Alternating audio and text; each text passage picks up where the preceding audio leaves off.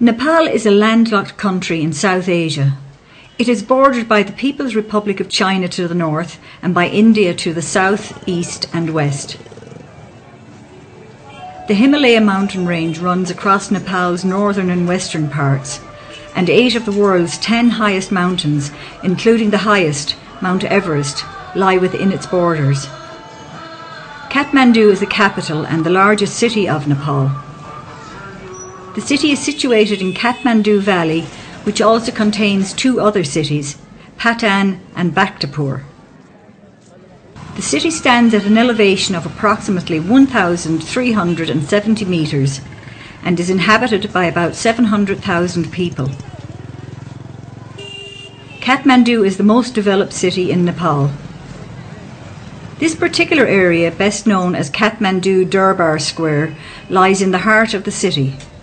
Most of the temples here, both Hindu and Buddhist, are built in the pagoda style, embellished with intricately carved exteriors. Built in the late 17th century, this temple is one of the most impressive. Its 9-step brick base gives it the size which dominates the skyline of the square.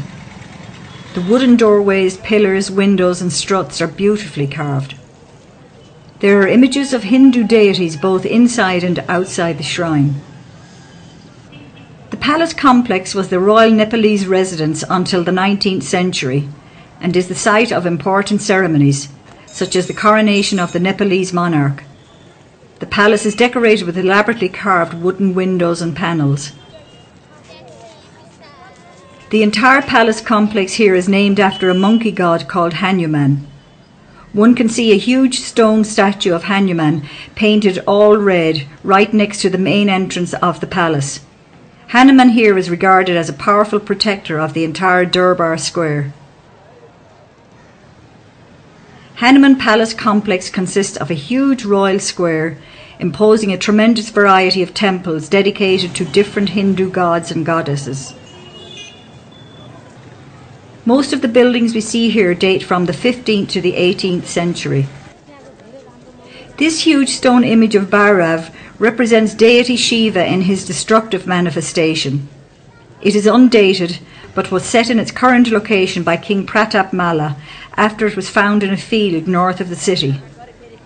This is the most famous Bhairav, and it was used by the government as a place for people to swear the truth. Though decreased from its original size and attractiveness from its earlier 17th century architecture, the Kathmandu Durbar Square still displays an ancient surrounding that spans around 5 acres of land. It has palaces, temples, quadrangles, courtyards, ponds, and images that were brought together over 3 centuries. The Durbar Square, protected as a UNESCO World Heritage Site, is the social, religious and urban focal point of the city. It is also a busy trading area, with taxis, fruit sellers, rickshaw drivers, tourist guides and souvenir sellers all waiting for business.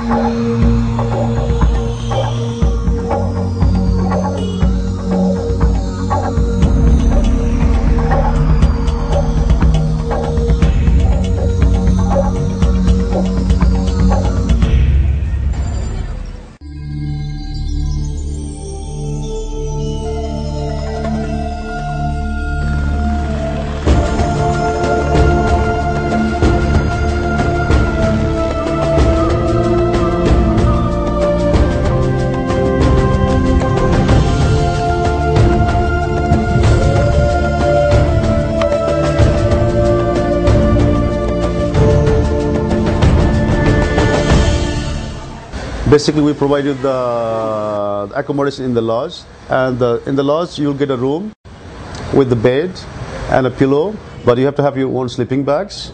But it's still, some of the lodges, they have, you have a common bathrooms you have to share with other peoples, and some guest houses, the hot showers are available, but sometimes you have to pay additional. And the food, basically you will eat as per the menu, whatever they have a menu in the tea houses, so you will eat as per the menu. And During the trek, yes, you can drink as much water you can because it will help you to avoid the altitude sickness, and also it's good for you for rehydrations. But mineral water is terribly expensive, so try to get the boiled water or some other water with some the water pills. So you should not compete with the other people, but you should have your own rhythm. And as long as you have a willing power that you can do it, you will do it. This trek takes us from the village of Lukla, which is at a modest height of 2,860 metres, on a 10-day walk to the base camp of Mount Everest at an elevation of 5,400 metres. The journey begins with a 40-minute flight from Kathmandu to Lukla. For many people, this will be the smallest plane they have ever travelled on and an exciting start to the journey. This flight takes us to the Kathmandu region of Nepal. The planes flying to Lukla from Kathmandu have no radar system on board, so they cannot take off until they are told that the weather conditions are suitable where we will be landing. Because of this, long delays occur regularly. Lining the streets of Lukla, it is common to see porters offering their services, but most people visiting the area would have these organised by now. Considering the remote location, the village and the skies above it can be surprisingly busy. In between the planes carrying tourists, you can see army and rescue helicopters at the airport. Lukla has a variety of shops and lodges where one can have basic Western-style meals and pick up any last-minute items for trekking or climbing ahead. There are many restaurants in Lukla, so you can have a meal before you begin the first day's trekking. A typical menu in Lukla will have a large variety of foods like fried rice, noodles, soup, pizza, momos, breakfast cereals, hot and cold drinks, and most junk foods you can get at home. People usually try to avoid eating meat from here onwards, as there is no cold storage and the possibility of a sick stomach is very high. The journey from Lukla to Pakding should take between 2 to 3 hours, going at a slow and steady pace. The trail starts with a gentle climb up the mountainside on the left bank of the Dukosi River, which provides a lovely view for most of today's walking. There is a well-worn path with steps leading you both upwards and down, but by the time you reach Pakding, you will be almost 200 metres lower than you were at Lukla. There is a large amount of accommodation available at Pakding. The Namaste Lodge is a 3-storey building with a large dining room, a full bar and restaurant, and a cyber cafe. The quality is very basic. The rooms come with a bed, a mattress and one pillow. There are no electrical sockets and toilets are shared. Today's trekking will take somewhere between 5 and 6 hours depending on your fitness level. The journey from Pakding starts off very easy, following the Dukosi River valley below, and above and all around you are surrounded by rhododendron forests. There are several small villages along the way to stop for some food or drinks, like this one in Monjo. As you leave Monjo in the direction of Namche, you enter what is known as the Sagarmatha National Park. To enter, you have to buy a ticket and fill out a form. You will need to show your passport here and provide a passport-sized photograph. Several times you will have to use the suspension bridges to cross the Dukosi River. Locals have decorated the sides of the bridges with prayer flags, although there is no need for prayers, as the bridges are all made of steel and feel very secure. On the far side of this bridge is a village known as Jorsale. There are no shops after this village, and it is advised to stock up on water and food. A short walk past Jorsale, there is a suspension bridge to cross, and after this the trek gets surprisingly difficult. The walk to Namche is very steep and continually upwards. There is no level or downward walking. This section of the walk may take 2 or more hours. People of average fitness may find that they can walk for several minutes only, and then need to take a short break to catch their breath. At this altitude, your body will notice the lack of oxygen in the air. It will be especially noticed if you attempt things like running up a stairs or exert your body in any way. As you reach Namche, you have to pass a police checkpoint. Here they will ask to see the ticket you purchased at the entrance to the Sagarmatha National Park. Namche Bazaar is the most important town in the Kathmandu region, the land of the Sherpa people. This town is located at 3,440 metres above sea level. After the difficulty of the last day, you will feel the rest day at Namche is well deserved, but the idea behind the rest or acclimatisation day is to climb high during the day and then sleep lower. This will help your body adjust to the altitude more easily. The most common walk to take on the rest day is to the Everest View Hotel. From here on a clear day there are spectacular views of Everest. This walk should only take around 2 hours, leaving you plenty of time to explore Namche Bazaar. A market takes place every morning in the town centre. Many traders come from Tibet to trade here, on the far side of the Himalayas.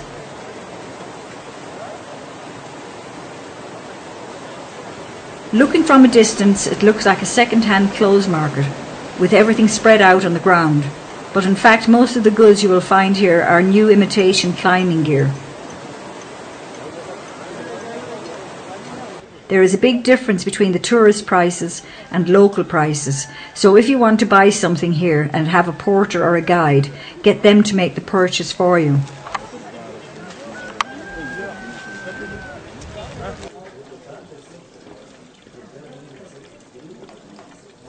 Almost anything you might need for the trek ahead can be bought on the streets of Namche Bazaar. Items like down jackets, sleeping bags, shoes, socks, gloves, scarves, suntan cream, lip balm, tissue paper, maps and water.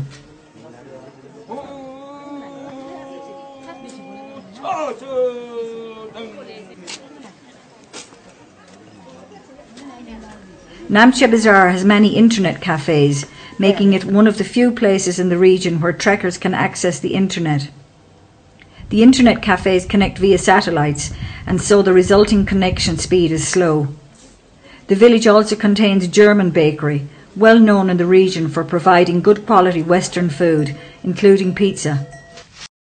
The walk from Namche to Tenboche should take between 5 and 7 hours. It begins with a very steep and tiring walk up out of the village. There is a large amount of construction taking place in Namche, with many new lodges being built. The sound of stone being cut is very quickly replaced with the sound of the wind blowing in the trees and the calming sound of the yak bells. The atmosphere has changed so quickly. Tenboche Monastery can be seen in the distance on a clear day, as well as the summit of Everest. After about 20 minutes walking, the ground levels off and you'll find your pace increase.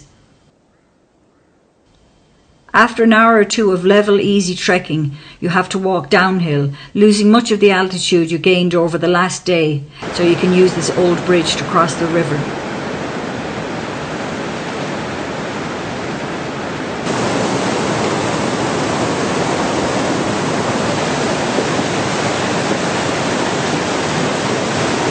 But the altitude that was lost must now be gained with a tough 2-hour uphill walk. Most people will stop here and have their lunch before attempting to make the final push for Tenboche.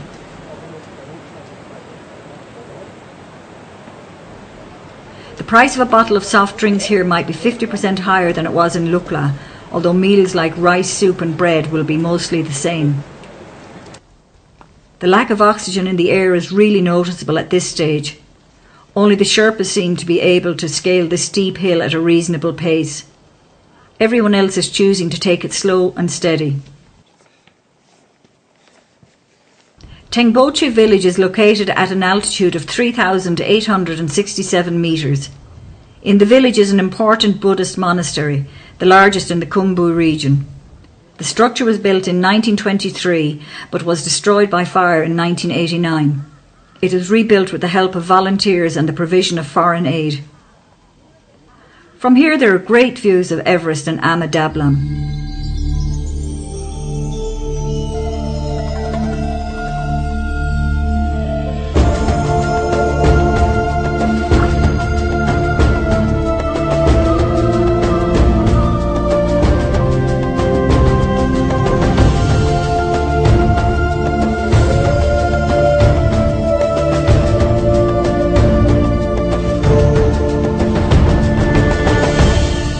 All the traffic heading towards Everest passes through the centre of Tenboche, so it's a great place to relax and watch all the yaks, porters and trekkers go about their business.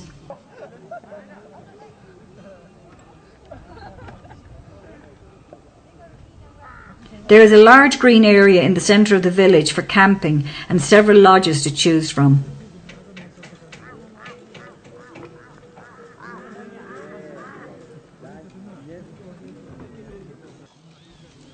There is an internet cafe here, but the electricity supply does not always work.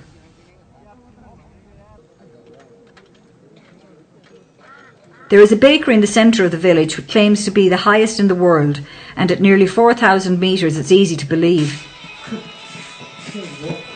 The chocolate cakes here are delicious and taste as if they were freshly baked yesterday. The quality in the lodge is a little lower here than in Namche. The dining area is uncomfortable, with the small stove only providing heat to the people sitting directly around it. Most people will eat their food by 7 p.m. and go to bed.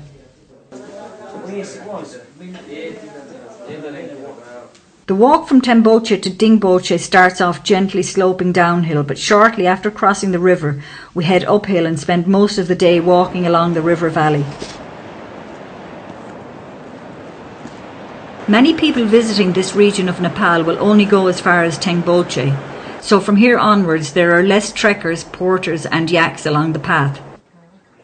There are some lovely family-run tea houses to stop in along the way, serving up tasty drinks like hot lemon or yak milk tea.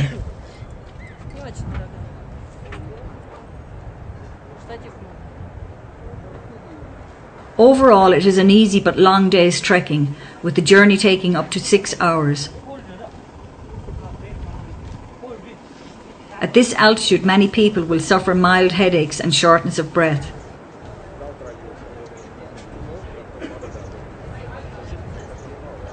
The village of Dingboche is located in the Chokhung Valley at an altitude of 4,530 metres. Trekkers will usually spend 2 nights in Dingboche for acclimatisation purposes. The village relies heavily on tourists, with lodges and tenting areas comprising most of Dingboche. The Imja River flows directly east of the village. Most people choose to spend the rest day hanging around the village. There is a bar here with a pool table. Expensive internet cafe and satellite phones are available at a high price if you feel like phoning home.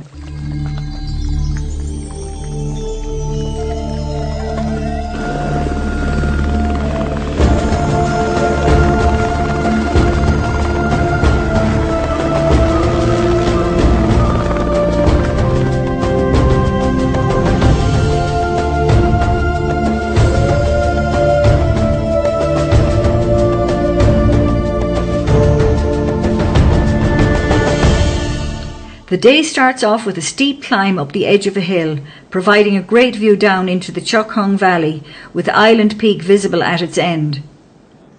Most people take a short break here and prepare themselves for the long march ahead. Today's walk could take up to 6 hours or more, depending on how the altitude affects you. As you walk along the side of the valley, if you look down to the left at the base, you can see a small village called Periche. There is a medical centre in Periche where emergencies can be treated. For minor ailments, there is a fixed charge. This charge enables the doctors to be able to treat the locals for free.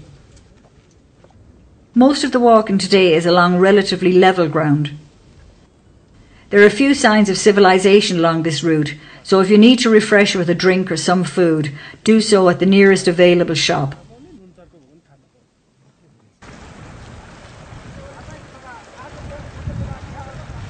For the last hour or two, the ground becomes steep and rocky until you reach the small village of Lobuche.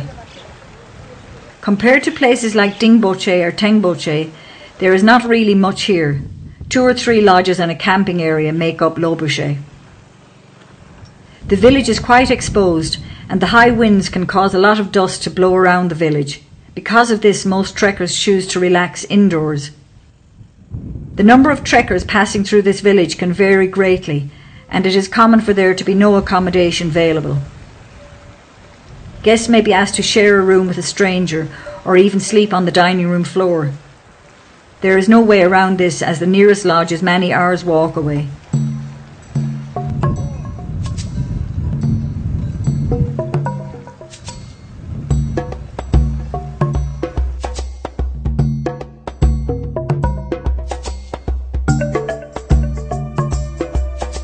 Today we have to walk for a little over 5 kilometres.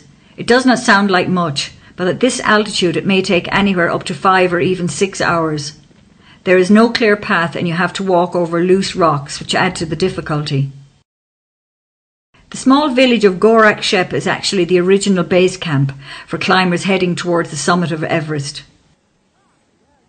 The small village is located at the base of a peak called Kalapathar, which appears as a big brown bump below the impressive south face of Pommery. Many trekkers in the region of Mount Everest will attempt to summit Kalapathar, since it provides the most accessible point to view Mount Everest from base camp to peak. Due to the structure of Everest, the peak cannot be seen from base camp.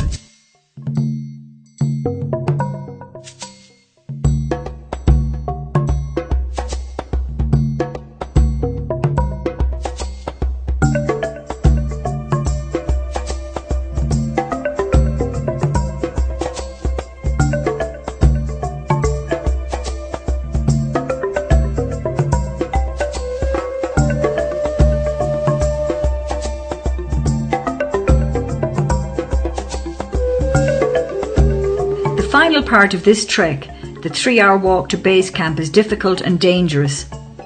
There are several crashed helicopters in the base camp region. Because the air is so thin at this altitude, landing and taking off can be difficult. Unlike the rest of the trek, there is no path to follow here, so it is not recommended to attempt this without an experienced guide. The journey takes us over the Khumbu Glacier, finally ending at the base of the Khumbu Icefall. You can say you are at base camp when you are looking up the Khumbu Icefall.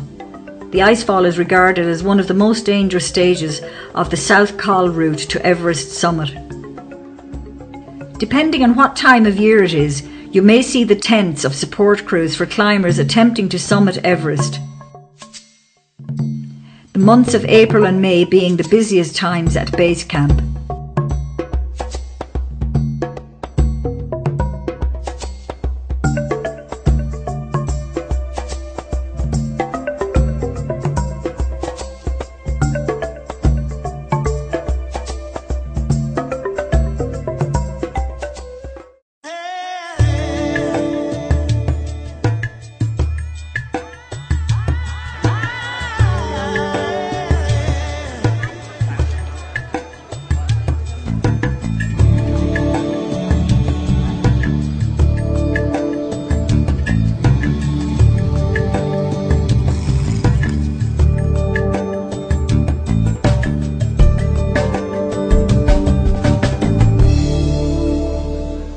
Actually, we are right now biggest World Heritage Movement, and this is the place. The name is Pashupatinath. We call that's opposite of the me. There is Golden Temple, and that's the temple name is Pashupatinath. That means it's holy animal place. That's why around here you can see, if you go after, you can see the monkey, cow, dog, snake, rat, tiger, lions, deer, and ox. Those are 9 animals not allowed to kill, because those are transportation of our Hindu god as Ganeshas. Like human beings, we have transportation, the aeroplane to far to travel, and for car, taxi, bus. As Hindu god, we have different animals, and they are not allowed to kill, they are sacred. And near the temples, we have the cremation ghats over here, front of me. There is the place which is like triangles, and almost there is some women are crying. And almost they are waiting for family relatives. And we have totally the 7 platform here, and rest of round platform, that's for meditation. In here we can see 60, 65, and for triangles are cremation, and we burning here for during the day. In one day more than 30 to 35 bodies are, and sometime as well as more also, and sometime as less also, 10 to 15. As in 24 hours we have during the night also, day, morning, every time, because this is the biggest temple. We have 80% Hindus in Nepal, and they cannot bring 80%, because 10% they are staying mountainside, 10% border of India. and when they die, the 20%, and almost they are like carry the body, you know, the like a bed of bamboos, and they take bank of any river. And almost we are like 60%, if they die, 40% hospital home, the cremated here immediately, soon as possible. And like 20% we are sick, we go hospital, as doctors say no more hope, and they likes to die, most of people, and they bring in this place here. We have other side. If we go to the next side, we see the white building near the temple. That's the White House, which is people are waiting for die. You can see the near the Red House, opposite of Red House there is white. That's the hospice where the people are waiting for die. Some are they bring from the hospital today morning, they die today evening. Some are they wait for 2 day, 3 day, 4 day. And that house they provide from government, dedicated of government. And there almost doctor, sister, medicines are free everyone here. And if they die, rich are, we burning next side, there is the separate platform for political persons. We burning the body natural material. It's cost 500 kilogram wood to burning for one body, and minimum 10 to 12 kilogram the butter of cow, buffalo, because to pure butter of cow, buffalo, we put between the wood, then body they help to burning fast as fast. And we cannot allow to put like a kerosene, sugar, oil, because that's the made from machine. The human bodies are all over the world, Europe, America, Australia, anywhere people are they born, humans are. Just we have different skin. Some of them they have white, some of them they have black, you know. Human bodies are they made from five natural materials, which is we call air, water, sky, heaven and earth. And we believe if we burning from natural material, then they mix into the air to the air, water to water, dust to dust. That's why we burning from natural material. And after families are, when they come, the body they put near the platform and they cover from white as orange clothes. Because we burn the naked, and when we die, the families are, they take the priests are higher caste. Because before the democracy time, we have according the caste system. And right now we don't have any more caste. And that's why all the people are, we believe they are same, equal, you know. And we have this 4 platform 12 years before, and 95 people are so many die, and they have to burn for one body 5-6 hours they have to wait. And that's why the government they build the 3 platform new, and that's why we have 7 platform over there. And almost like when they bring body here from hospital home, you know, when they brought here, then after the family relatives one by one they come queue by queue, and they are offering, they buy some in flower market, flower necklace, like red powder, orange powder, and they are offering into the body.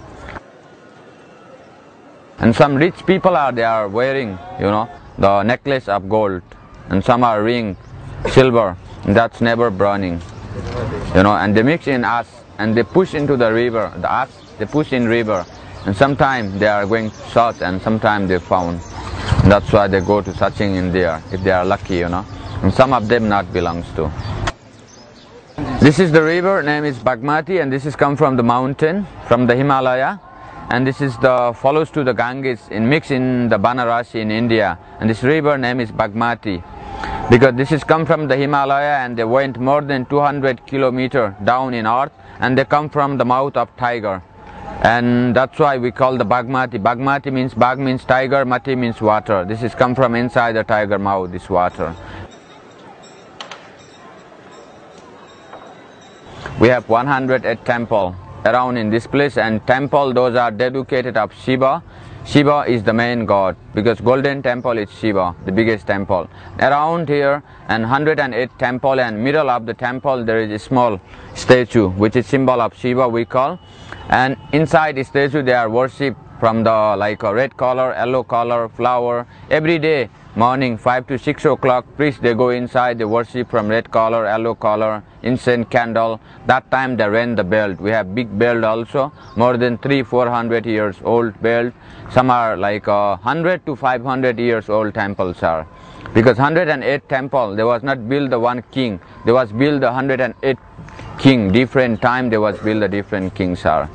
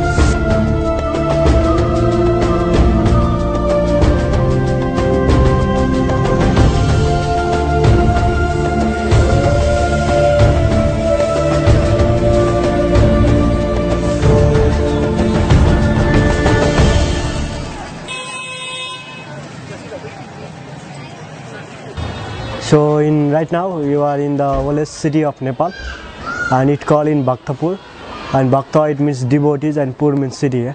So actually until 16th to 17th century in our Nepal we have many separate kingdoms. It's a Kathmandu, Patan and Bhaktapur is the three different kingdom here. So right now you are in the Bhaktapur, and which is the 15 kilometer from Kathmandu valley.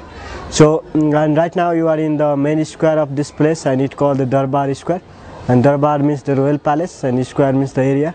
So in this square you can find the three different architect of temple.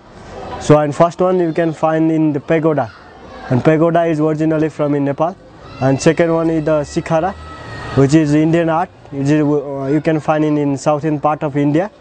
So and third is the stupa, and stupa is the Buddhist art, and which is found in Nepal also. So in this Bhaktapur city, it is very famous for three different art and architect. So first one you can see in every temple and everywhere here we have a nice wood carving here, woodwork here. So and the people from generation to generation they are making their work as a wood carve. Still now you can see some people they are making here now. And second is the clay pot, the farmer they are making the pottery here. So and third is the painting, and which is very popular in this place, and there is one school, and you can see the 40 artists and 6 teachers from Tibet, and they are making the painting exhibition here. So and this is the three things is very popular in this city.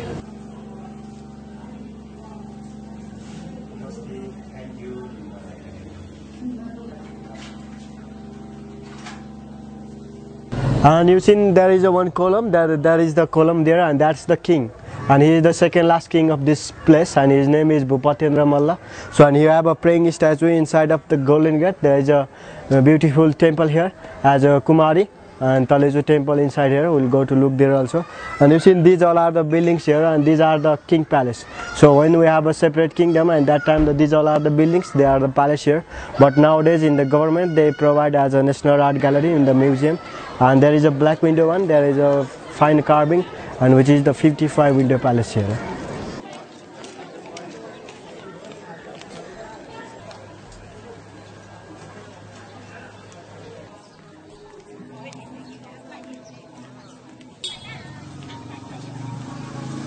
And you know actually in this pottery from generation to generation they are still making it here. So they have one wooden wheel, and inside of the wooden wheel they put in the clay, and after that they run by the sticks roundly 2-3 times, and after that they make it by their hand, and this is a typical one. No? And but nowadays they had a modern technique, and they put in the motor by electricity also. They are making the pottery here.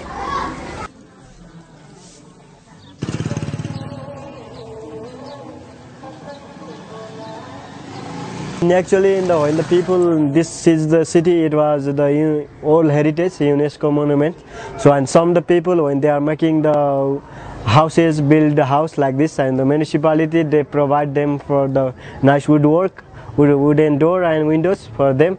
And mostly the people they make some statue and the small windows and like that. And the tourists, mostly the tourists, they come here and they will buy it from them.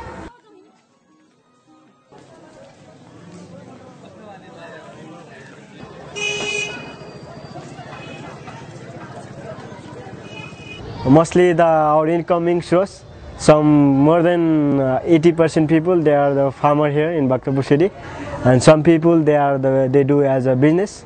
Normally the people we have from in Tibet, out of Kathmandu valley, they are the lamas, and they are living here in the town, and they had a school of the art, and they will make it the art and they sell it to the tourists, and they live their life now.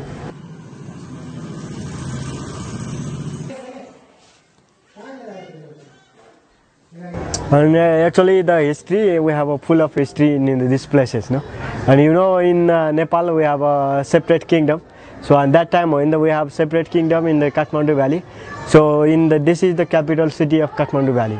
So there is a one king and he have 3 sons, and they all want to be the king, no? And he divide the 3 different states as a Kathmandu, Patan and Bhaktapur. So after that we have a 3 states here. So until during that time we have only one kingdom, and this is the capital city of Kathmandu valley. So when he have a 3 brother son, and they are 3 brother, and they all want to be the king, and king he divide the 3 different states.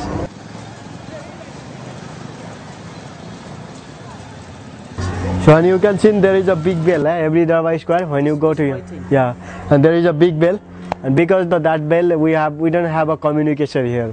In that time we didn't have a satellite, no radios, no television. So when the something problem and people they rang the bell, and everybody know about the problem and they are curious and they will stay at the home now during that time.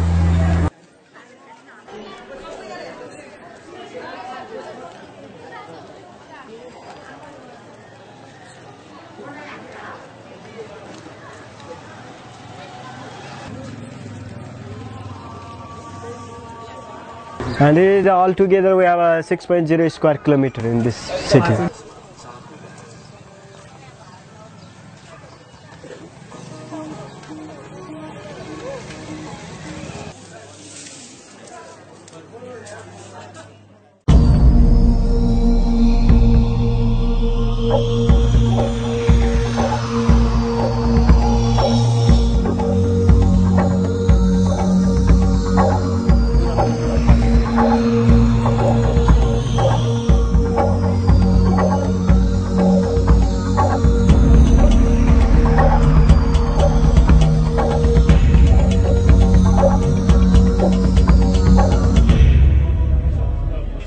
Swayambunnath is an ancient religious complex on a hilltop in the Kathmandu Valley, west of Kathmandu city. It is also known as the Monkey Temple, as there are holy monkeys living in parts of the temple in the northwest. This is one of the most sacred sites of Buddhist pilgrimage in Nepal, second only to Buddhanath. The site has two access points, a long stairway claimed to have 365 steps leading directly to the main platform of the temple, which is from the top of the hill to the east, and a car road around the hill from the south leading to the southwest entrance. As you begin to climb these steps, you will see brightly painted statues of the Buddha sitting cross-legged in a meditative pose. In early morning there are usually Tibetan women lying face down on the ground as a token of humility and adoration. The first sight on reaching the top of the stairway is the Vajra. This is a large golden object that is believed to represent firmness of spirit and spiritual power. The complex consists of a stupa, a variety of shrines and temples, including a Tibetan monastery, a museum and a library. The stupa has Buddha's eyes and eyebrows painted on. Between them there is something painted which looks like a nose, but is in fact the Nepali symbol of unity. There are also shops, restaurants and hostels. On each of the four sides of the main stupa there are a pair of big eyes which represent wisdom and compassion. Above each pair of eyes is another eye, the third eye. It is said that when Buddha preaches, cosmic rays emanate from the third eye, which acts as a message to heavenly beings, so that those interested can come down to earth to listen to the Buddha. Each morning before dawn, hundreds of Buddhist and Hindu pilgrims ascend the 365 steps from the eastern side that lead up the hill, passing the golden Vajra and two lions guarding the entrance, and begin a series of clockwise walks around the stupa. Facing the steps which climb the hill from the east is the first of 5 ornate shrines set into the base of the stupa. Each shrine, protected by a heavy metal gate, contains one of the Dhyani Buddhas and their consorts. The Dhyani Buddhas preceded the historic Buddha, who was born near the present-day city of Lumbini in the Terai region of Nepal. Each of the Dhyani Buddhas faces one of the cardinal directions, with the fifth, slightly to the left of the east-facing Buddha, representing the Buddha at the centre of the compass. Each of the 5 shrines is surrounded by exquisite gilded copperwork, for which the Kathmandu Valley is renowned. Between these shrines, facing the sub-cardinal directions, are shrines containing the consorts of 4 of the Dhyani Buddhas. Linking the 9 shrines is a long wall of prayer wheels and butter lamps.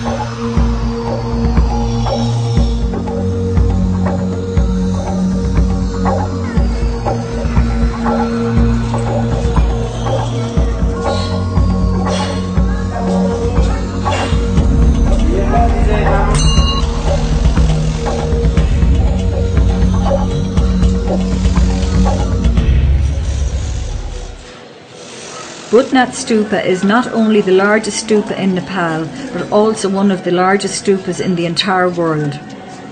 For centuries, Budnath has been a centre of attraction of Tibetan Lama Buddhism in Nepal. This white pagoda that stands 36 metres on its feet falls in the way of the ancient trade route between Bihar and Tibet, and that is why it was the focal point for the caravans that passed either way. Tibetan merchants and hermits have rested and offered prayers here for many centuries. This place saw a major influx of refugees in the early 50s. It was the time when China redrew its boundaries and declared Tibet as its integral part. A mass exodus followed, and many of the refugees settled in the area around the Budnath Stupa. They established many gumpas, and the Little Tibet of Nepal was born. This Little Tibet is still the best place in the valley to observe and study the Tibetan lifestyle. Monks walk about in maroon robes with prayer wheels in their hands, and the rituals of prostration are presented to the Buddha as worshippers walk around the stupa. The second and third generations are sadly moving away from the Tibetan culture and are intermingling in the Western world. Like all other monuments in Nepal, it is very difficult to zero in on one date of construction. Nevertheless, the majority of people believe that Budnath was constructed in the 5th century. The stupa is said to entomb the remains of a Kashyap sage who is venerable both to Buddhists and Hindus. The area around the Budnath Stupa is a feast to the eyes, typical to all Tibetan Buddhist sites.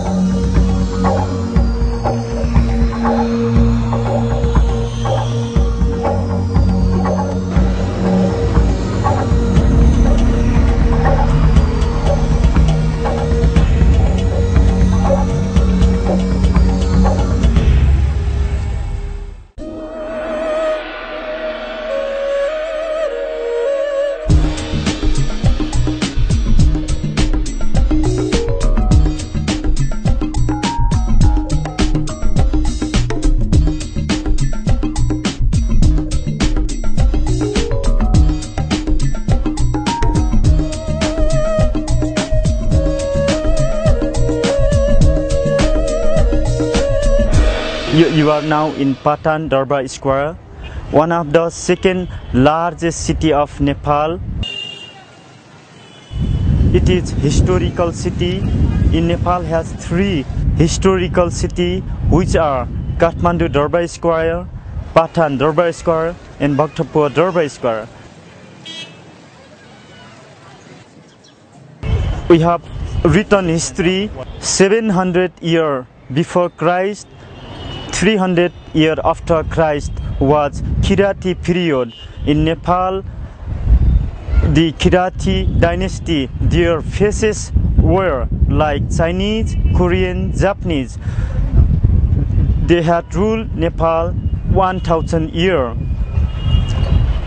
Particularly 250 years before Christ, one of the famous Indian emperor Ashoka came in Nepal, and he had established one pillar where the birthplace of Buddha is Lumbini.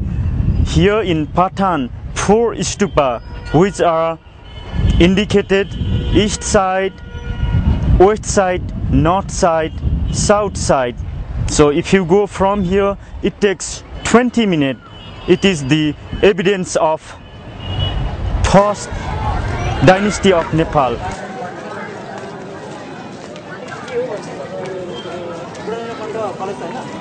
This temple is Shikhara style temple. We call Chinese, Tibetan, Nepali style temple, all made by stone.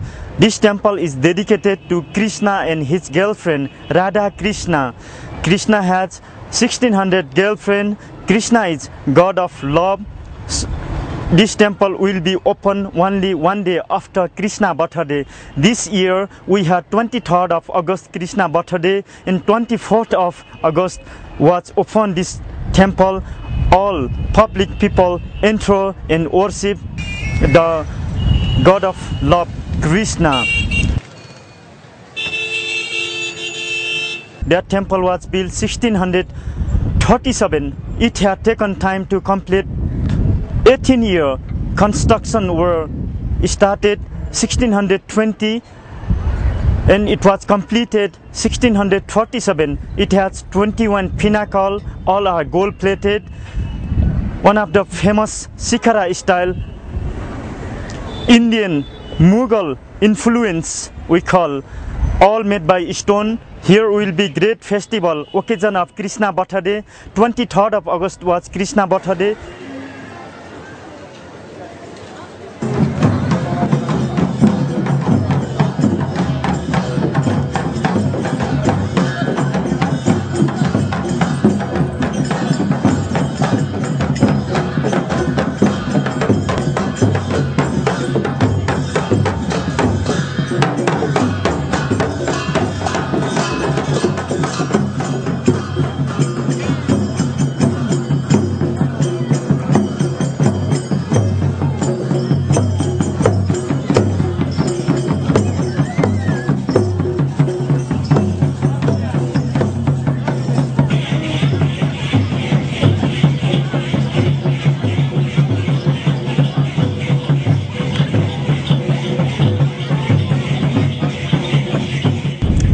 Patan is very famous for wood carving, metal carving. So what you can find here, all qualities are world class. Most of the talented artists are staying in Nepal. All they are producing nowadays, like brass, copper, bronze, wood carving, or like painting like tankas. All they are manufacturing in Patan, and from Patan they can export to Kathmandu, Bhaktapur, any other part of Nepal.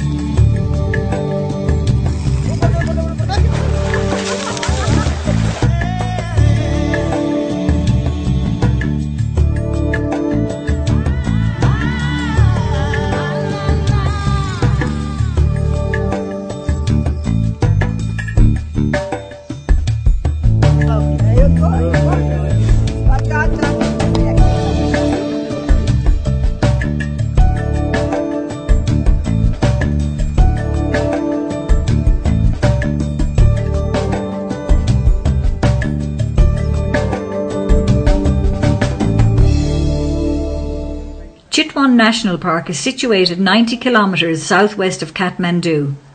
Widely acknowledged as one of the best national parks in Asia, covering a pristine area of 932 square kilometres, it is the first national park of the country.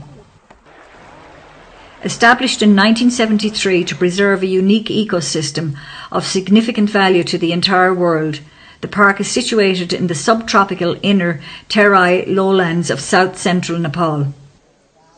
In the northwest section of the park is an island known as the Bandarjola, which is surrounded by the Narayani River. This unique island consists of a forest, tall grassland, marshland, numerous inlets and oxbow lakes. It is here that this jungle resort is located, offering the opportunities to experience the exciting life of the jungle. Visitors have ample opportunities to see a wide variety of big game and avifaunal species. Inside Bandarjola, you will experience wildlife at its best, as the topography of the forest, interspersed with large tracts of grassland, together with plenty of water within proximity, makes it a perfect setting for wildlife to thrive. The elephants seen frequently at the park are trained and tamed. The tamed elephants are used for elephant rides as well as to carry heavy loads in Chitwan. Every day the elephants will be brought to the river for their wash. Visitors will be invited to climb on board the elephants and experience the famous elephant shower.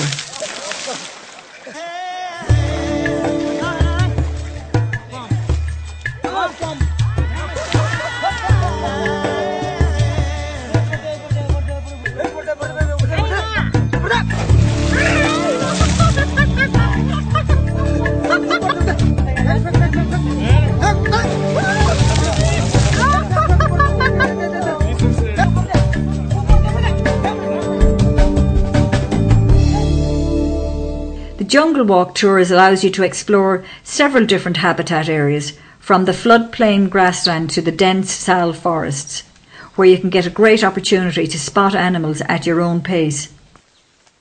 Since it disturbs the animals less to walk through the forest, you usually have a better chance for discovering wildlife.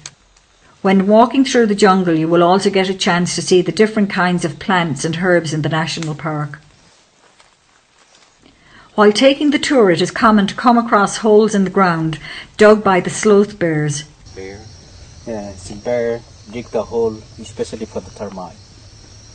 It's quite a fresh one. At this stage of the walk, we are surrounded by 3 bears, which can be a frightening experience as the guides are armed only with wooden sticks.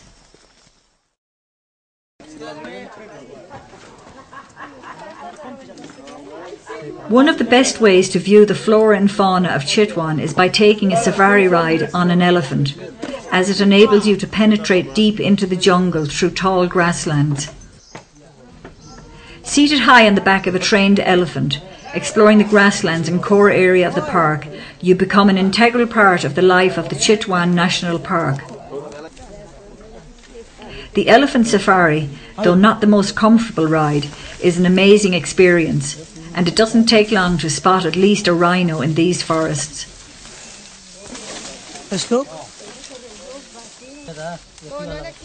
The park is home to the great one-horned Indian rhino, the world's 3rd largest land mammal.